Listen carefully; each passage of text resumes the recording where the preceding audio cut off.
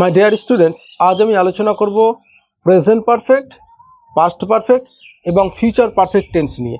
So Bangla বাক্য দেখে কিভাবে present perfect and future perfect and past perfect চিনতে পারবে সেই কৌশলটা দেখাবো। অ্যান্ড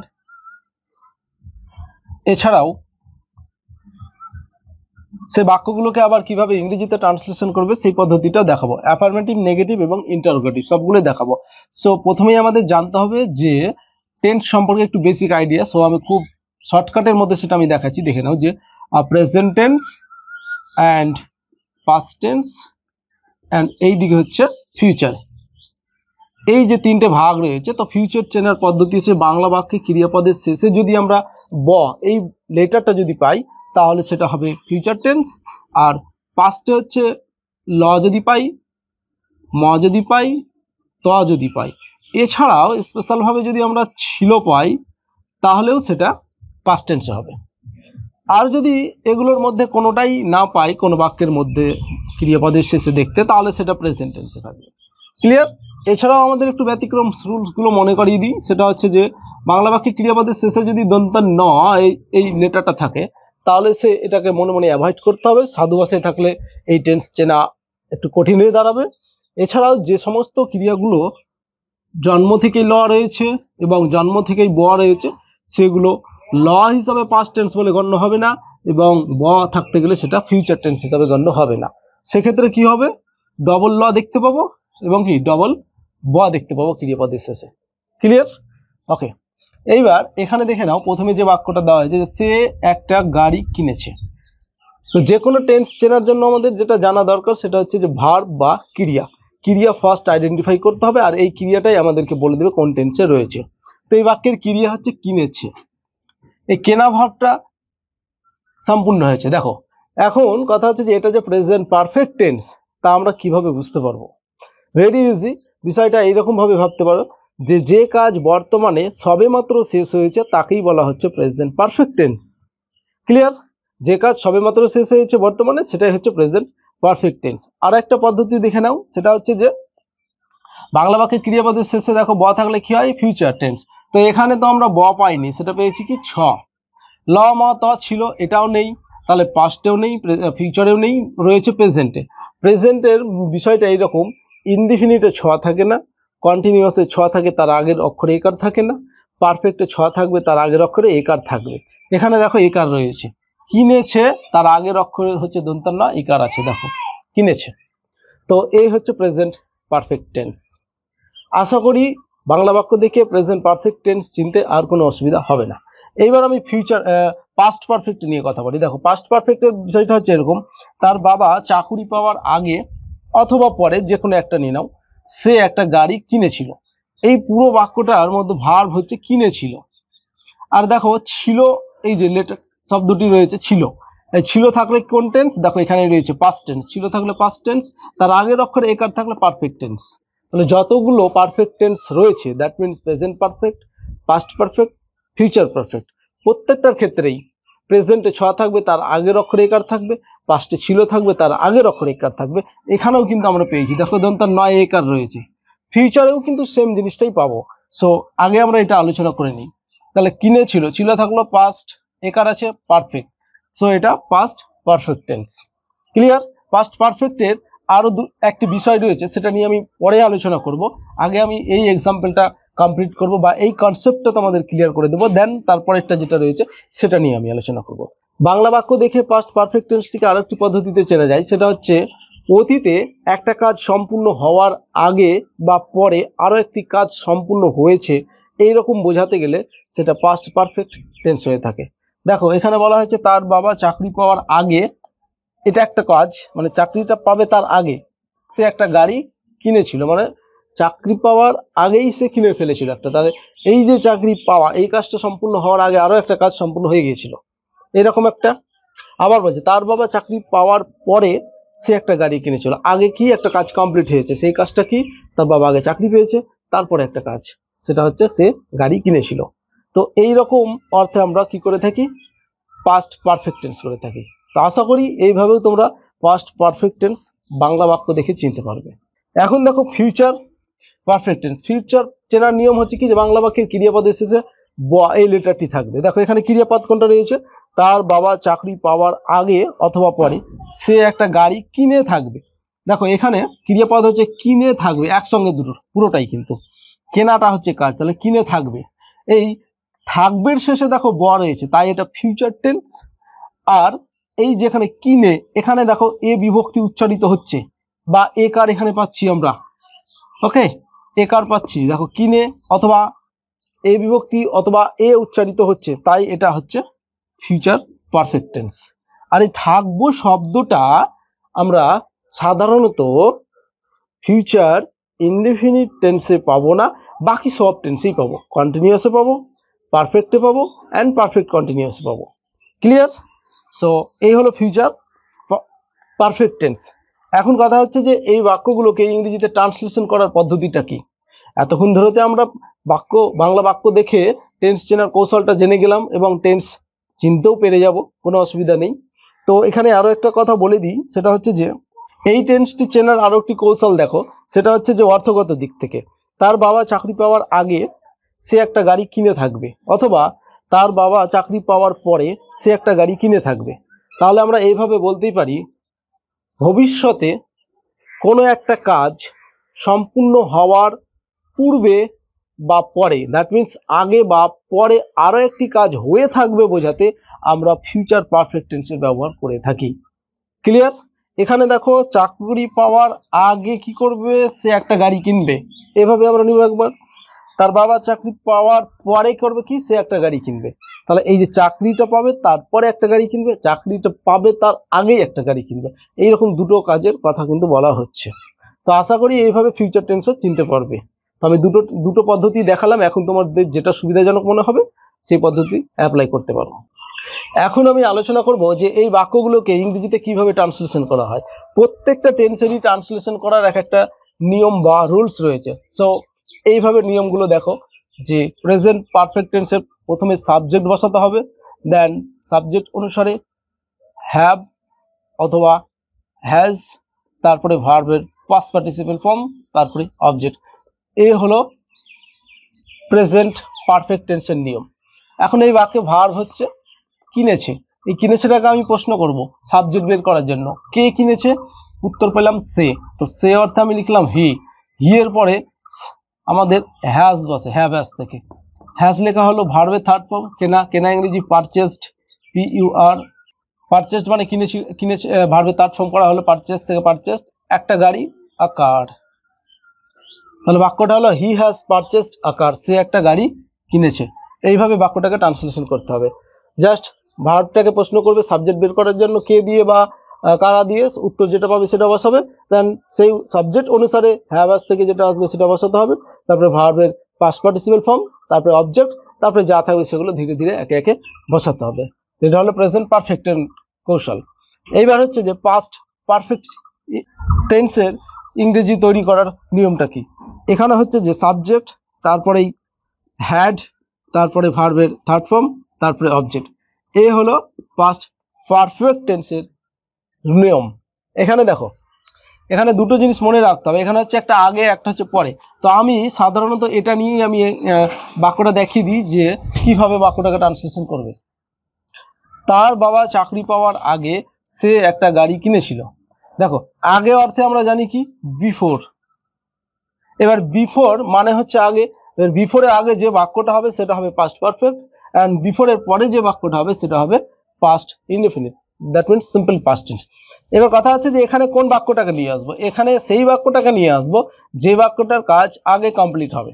তো এখানে দেখো সে একটা গাড়ি কিনেছিল, এই কাজটা আগে হয়েছে, সো এটা আমি এখানে লিখবো যে হি হ্যাড পারচেজড আ কার।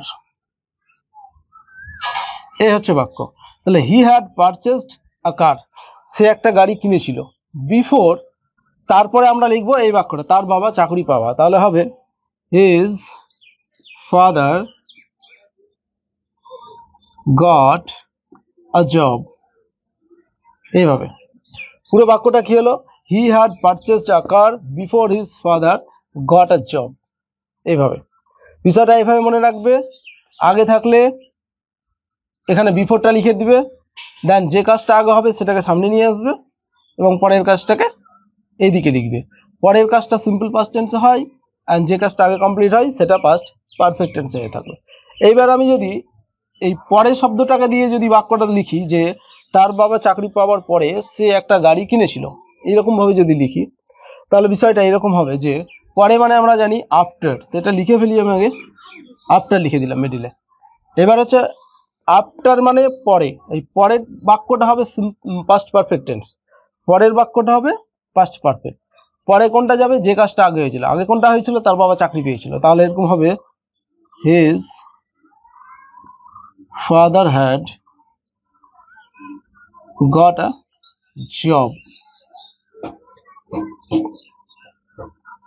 ওকে, আর সামনে কোন বাক্যটা আসবে, সে একটা গাড়ি কিনেছিল, তাহলে এটা হবে হি পারচেজড আ কার। তাহলে he purchased a car after his father had got a job, এইভাবে হবে। তো বিষয়টা এইভাবে মনে রাখবে যে আগে এবং পরে, যে কাজটা আগে হচ্ছে সেটা পাস্ট পারফেক্ট টেন্স হবে, যেটা পরে হচ্ছে সেটা সিম্পল পাস্ট টেন্স হবে। ক্লিয়ার? বিফোর এর আগের বাক্যটা সাধারণত পাস্ট পারফেক্ট হয়ে থাকে, আফটার এর পরের বাক্যটা দেখো পাস্ট পারফেক্ট টেন্স হয়ে থাকে। তো এই হচ্ছে আমাদের এই পাস্ট পারফেক্ট টেন্সের কৌশল। আশা করি বোঝাতে পেরেছি। এখন ফিউচার পারফেক্ট নিয়ে কথা বলি। ফিউচার পারফেক্টের যে নিয়মটা রয়েছে সেটা হচ্ছে যে প্রথমে সাবজেক্ট অনুসারে শ্যাল অথবা উইল, তারপরে হ্যাভ, তারপরে ভার্বের past participle form, then object. So এ হচ্ছে আমাদের ফিউচার পারফেক্ট টেন্স তৈরি করার বা বাক্য তৈরি করার একটা স্ট্রাকচার। এখানে দেখো আগে শব্দটা রয়েছে, এই আগেটার কাজটা আগে আমরা কমপ্লিট করে ফেলি যে তার বাবা চাকরি পাওয়ার আগে সে একটা গাড়ি কিনে থাকবে। তো দেখো আগে অর্থে আমরা জানি কি বিফোর, সো এখানে আমরা লিখে ফেলি বিফোর। বিফোরের আগে যে বাক্যটা হবে সেটা হবে ফিউচার পারফেক্ট টেন্স এবং পরে যেটা হবে সেটা সিম্পল প্রেজেন্টও হয়ে থাকে এবং সিম্পল ফিউচারও হয়ে থাকে। তো দেখো কোন কাজটা আগে হয়েছে, তার বাবা চাকরি পাওয়ার আগে, তার মানে চাকরিটা পায়নি, সে একটা গাড়ি কিনে থাকবে। তো এই কাজটা আমাদের সামনে নিয়ে যেতে হবে যে he will have purchased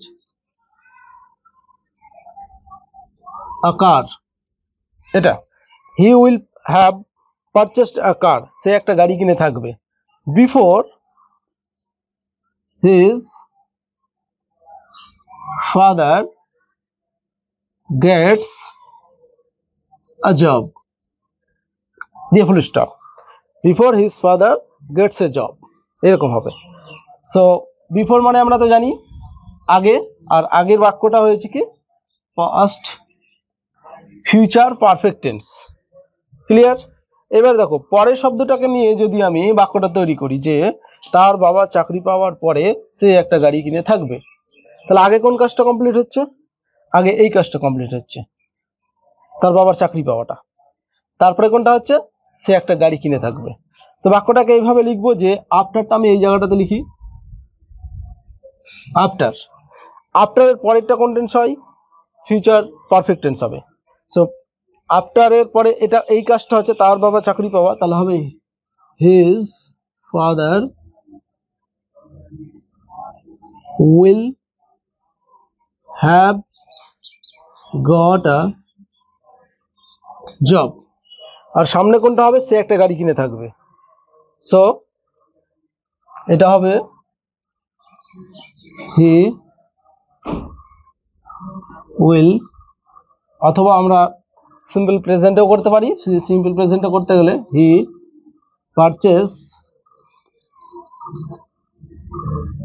পারচেসেস a car, এরকম he purchases a car after his father will have got a job, এরকম হবে।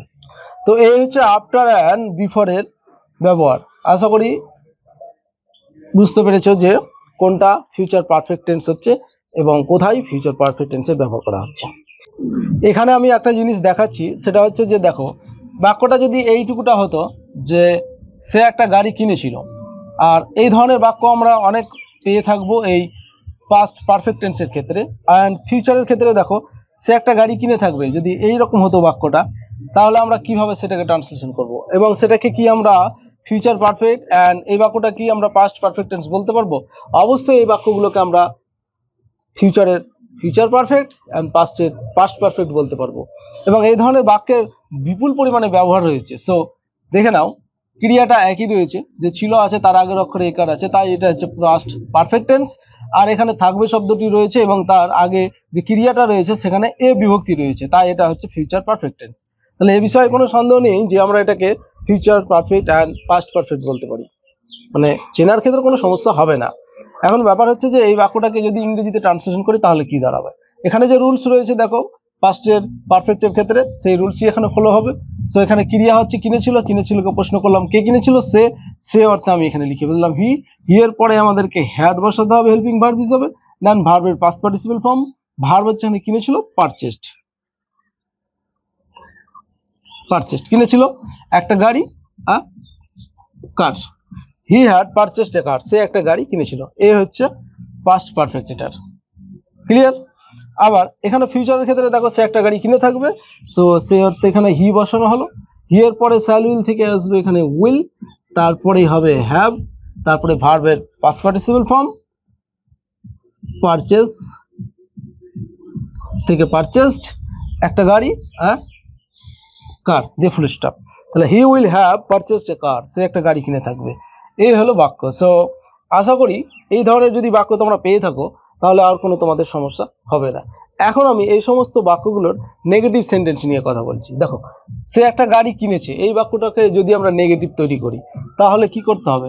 নেগেটিভের সময় আমরা জানি সাধারণত একটা না বসালে হয়ে যায় বাংলা বাক্যের ক্ষেত্রে, বাট এখানে কিন্তু না বসালে হবে না। কারণ যদি বাক্যটাকে আমরা একবার পড়ে দেখি তাহলে এরকম দাঁড়াচ্ছে সে একটা গাড়ি কিনেছে না, এরকম বাক্য কিন্তু বলা হয় না কোনোদিনই। কেউ কিন্তু এরকম বাক্য বলে না যে সে একটা গাড়ি কিনেছে না, সেটা কি হবে? কিনে নি, এটা হবে কিনে নি। তো নেগেটিভের সময় আমরা কি পাবো? এইরকম পাবো কিনে নি, ঠিক আছে, বা কেনে নি। তো এটাকে যখন আমরা উল্টো করব তখন কিন্তু আবার এই রূপটাই পেয়ে যাব।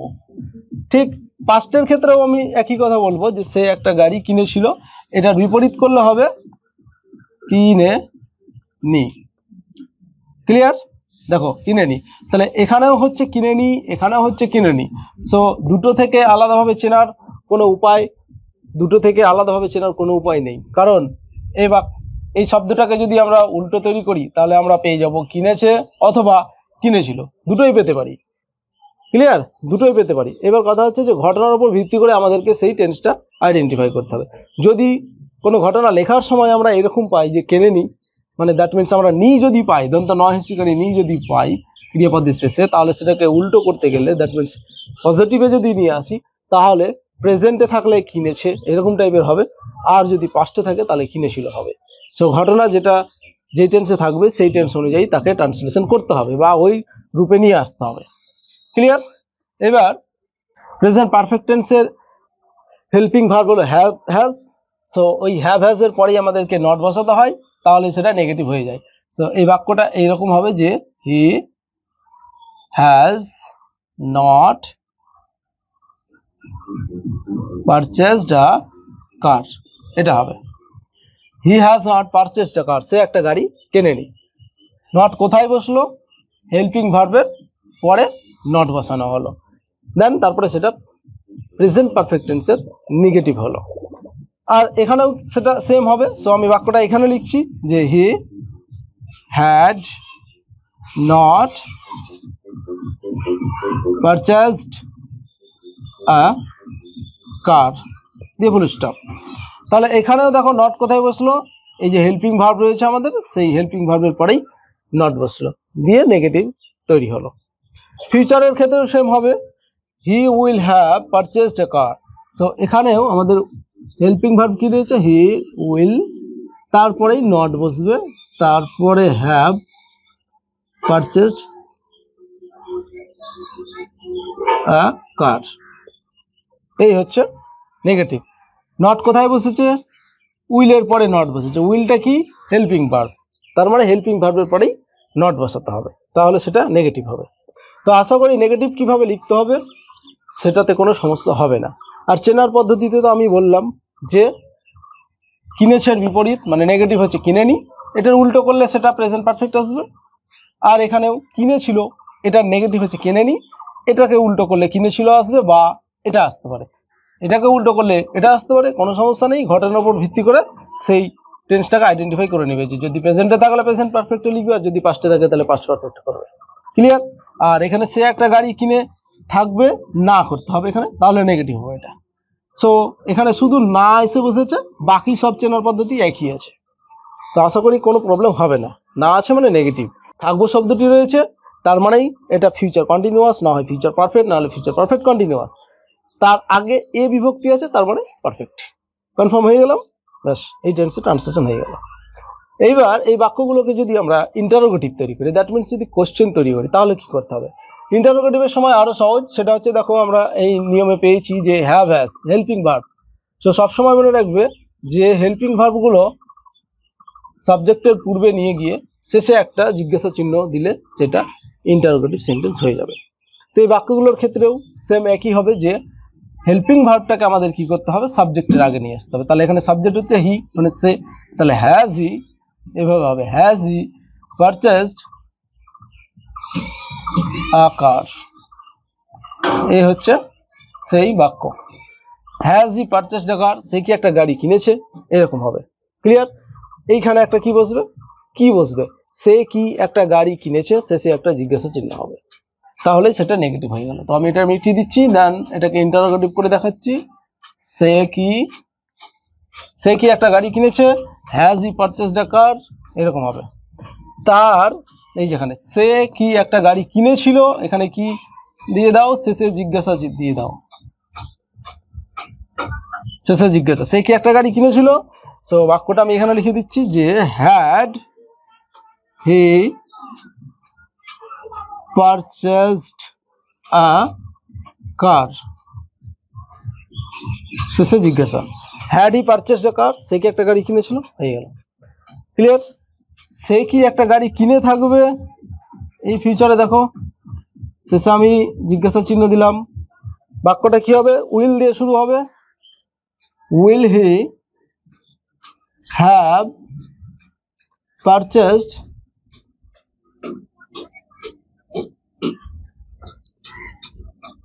আ কার, শেষে জিজ্ঞাসা চিহ্ন।